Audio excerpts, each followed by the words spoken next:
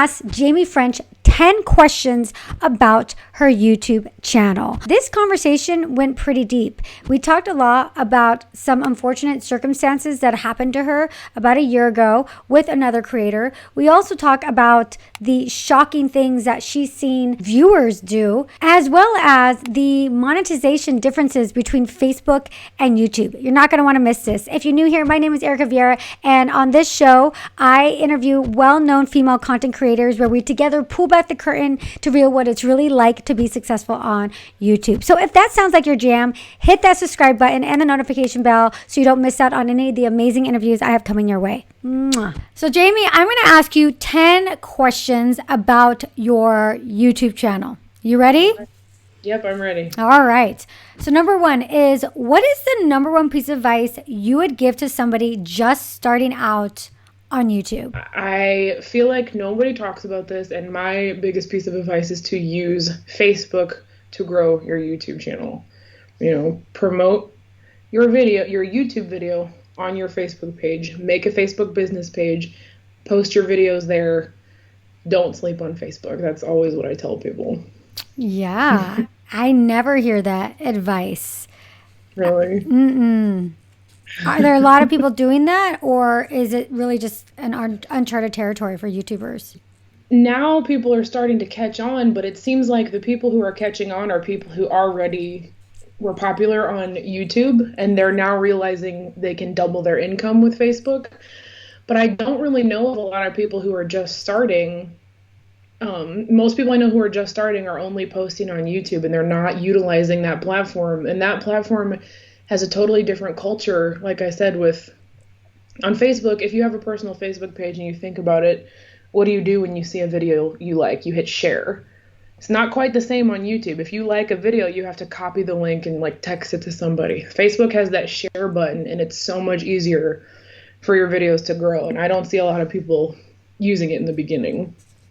Love that. What is the number one regret you have when it comes to your entire YouTube career so far? I think putting myself into a box and labeling myself as one thing in the beginning, it kind of made some people reluctant to watch anything else I put out. It took a while for people to realize I wasn't only good at making one type of video. So I wish I had said right from the beginning that I was interested in multiple things, and I wish I had had the confidence to do multiple things right in the beginning. But I thought I only had skill to offer. Yeah, so you were doing beauty. How long were you doing beauty before you tried some of the more comedic things or, change direction? I guess it's hard to say because my first real comedic video was still a comedic makeup video. So I slowly transitioned, and then I think 2019, so I had been on YouTube for about 3 years when I did like a very official, completely non-beauty related, just comedic sketch. So it took me a while to get the courage to do it and to realize I had the ability to make a funny video. Yeah. At what point did you put videos onto Facebook after being on YouTube? I think I did it right from the very beginning because I did have my Facebook page because I was already a makeup artist. So I just had like a business page, Jaime French makeup artistry, that like my brides and stuff could look at. So I realized pretty quickly that I could upload videos on there. I mean, it might have been a few weeks later. Okay. And the first one I ever posted to Facebook that did well, it got 2,000 views. And I was so shocked because it got like 50 views on YouTube. And I was like, okay, I'm doing this every time now. What video have you created that you're most proud of and why? Oh, man.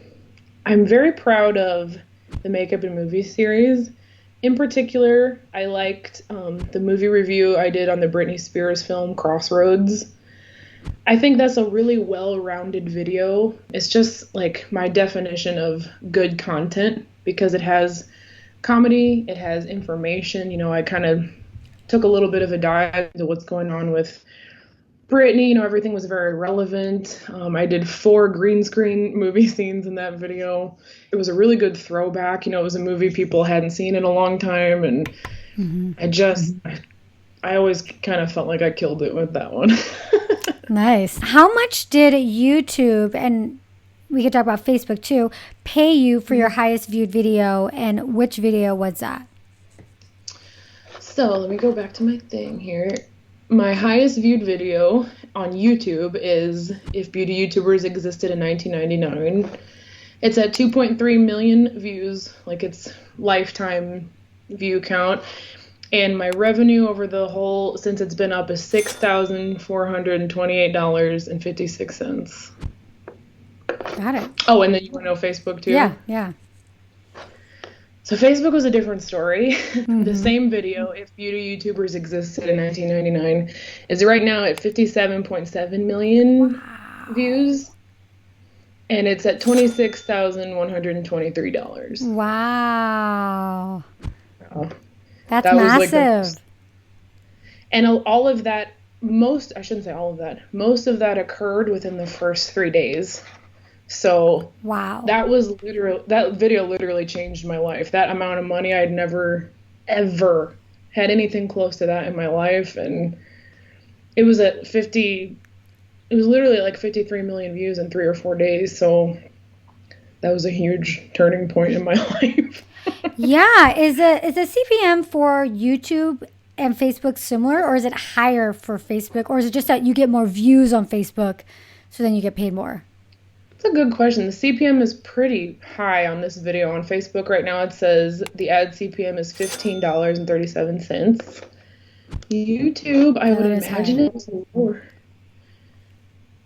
It's not wanting to tell me my CPM. Maybe if I click on the revenue tab. Yeah, click on the tab.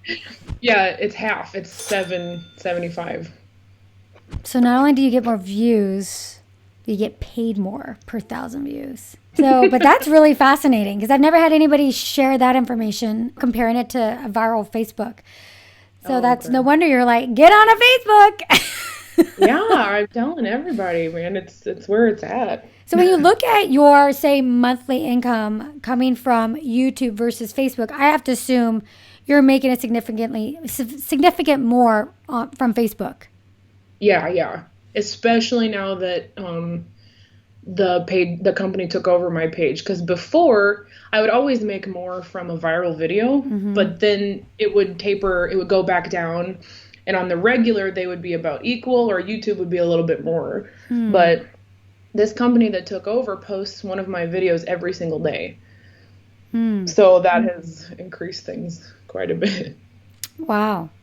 And are they posting like what you're posting on YouTube, or just like old videos that you just never posted onto Facebook? Yeah, it's anything well, actually, even some of the stuff they posted, I had already posted, but they repackage it. So they just go to my YouTube library, they download my content, they put it through tests to see which ones will perform, and they post one every day. Sometimes they'll post a video that I uploaded to YouTube 4 years ago. Oh, okay, because they want to put it onto Facebook to see what happens to it. Yeah, and they put it through testing, and they say that they won't post anything that doesn't do well. So, like, all right, if people want to see that old video, then that's fine. By all means. Yeah. Why not? So, what is your biggest challenge when it comes to creating YouTube content? Like, as far as the creating part, or just like being a YouTuber? I would say, you know what? Let's do being a YouTuber. Oh man, the hardest part about being a YouTuber. Sometimes I'm just amazed at the things other people can do and say.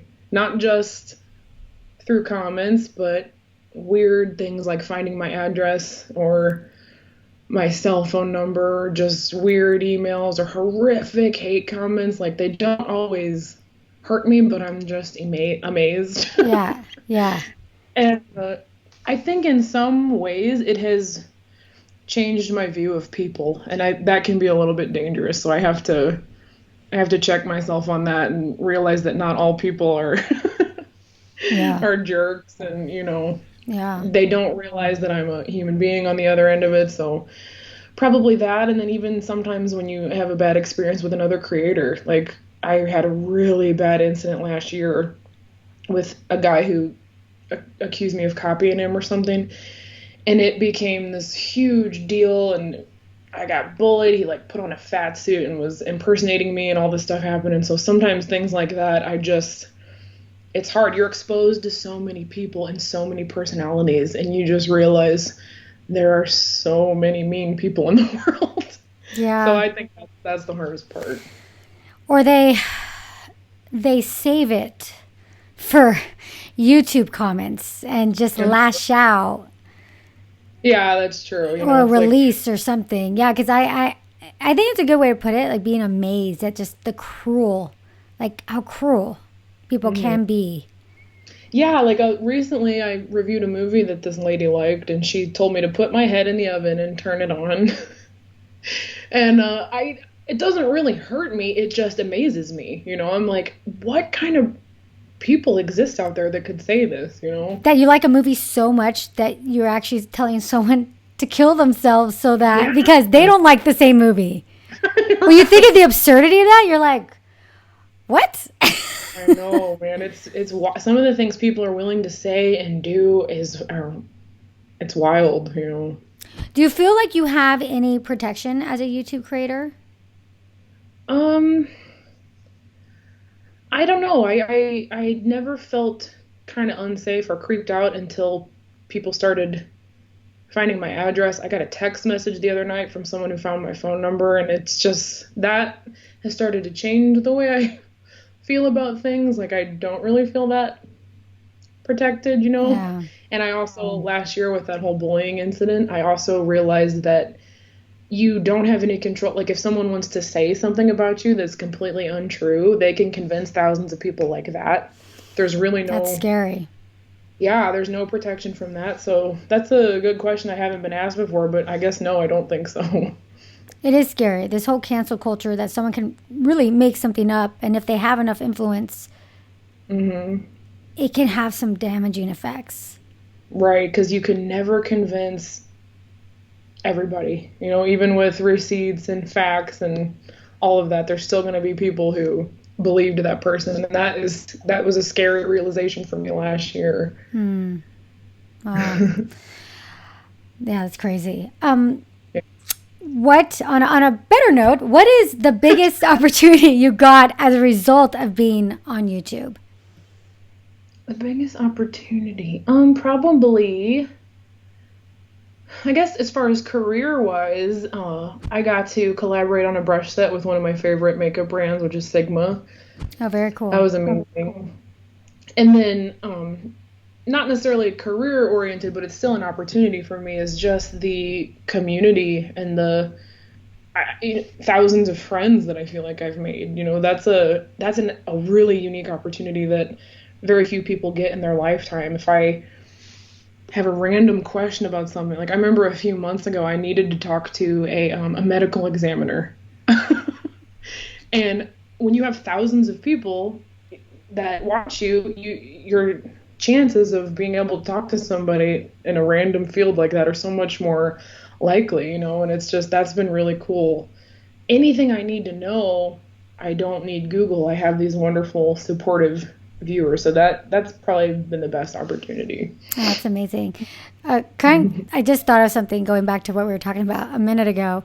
Did your subscribers, did they come to your rescue or your defense when this other person was talking about you? Did you feel the community then?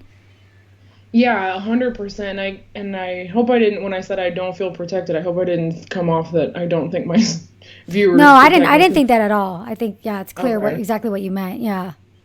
Yeah, they made me feel a million times better throughout that whole thing. I'm not a very sensitive person anyway. Like, I'm not necessarily hurt by words like we talked about. I'm just amazed by actions, and it was a relief to see that people weren't just easily swayed by a lie.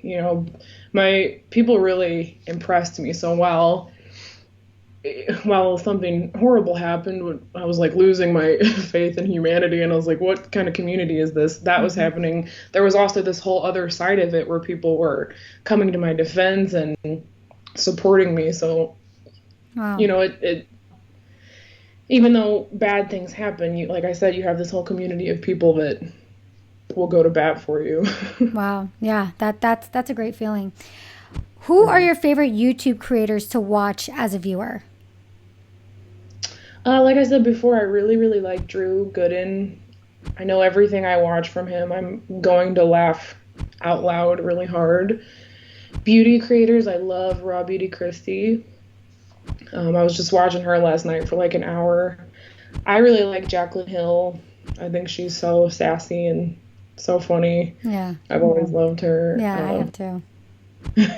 Yeah, she's gone through a lot, but I still like her. Oh yeah, I always will. Like, I know, same here.